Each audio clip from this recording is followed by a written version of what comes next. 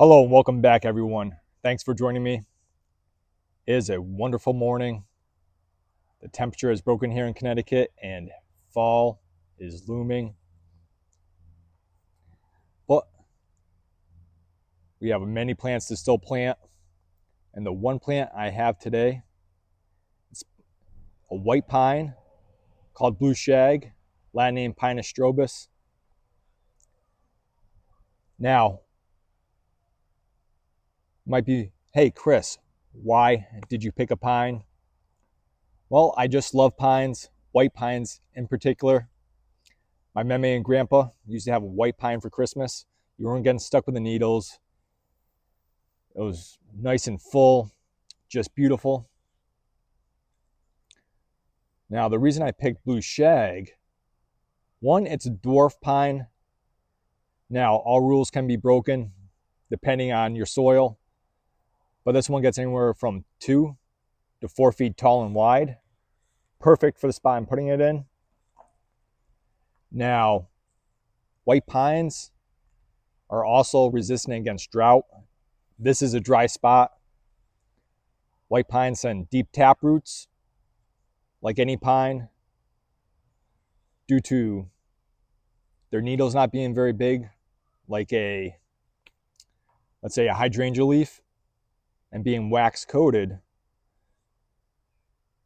They lose less water through transpiration. So a nice, perfect plant for this spot. Another reason, seeing it gets about 4 feet tall and wide. A few big plants in your garden, even in a small one, will make that space seem so much bigger than a bunch of little plants everywhere and making it seem cluttered.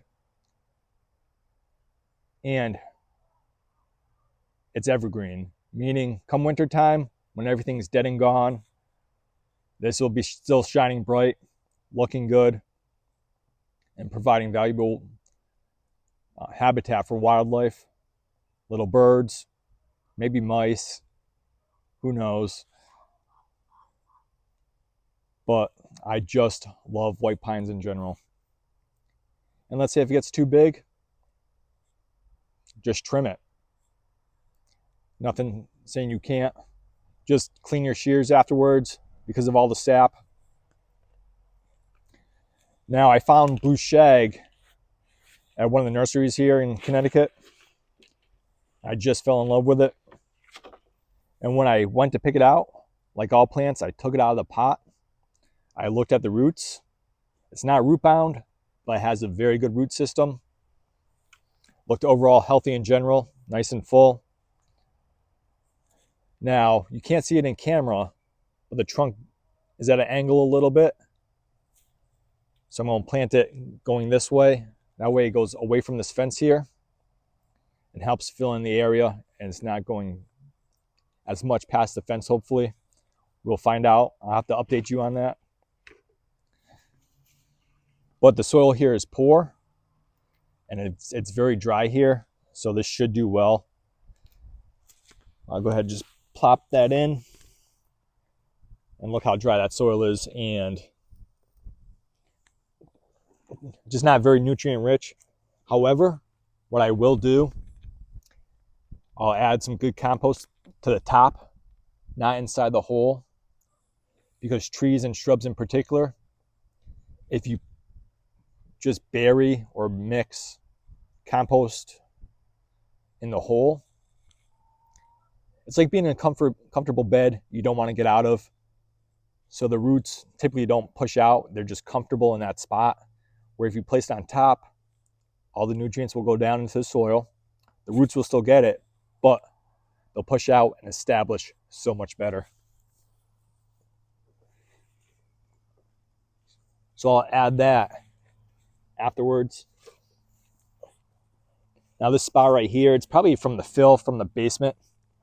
My house was built in the 1800s. I bet you all the soil along this dry hill here, it's from the basement. I'll firm that in.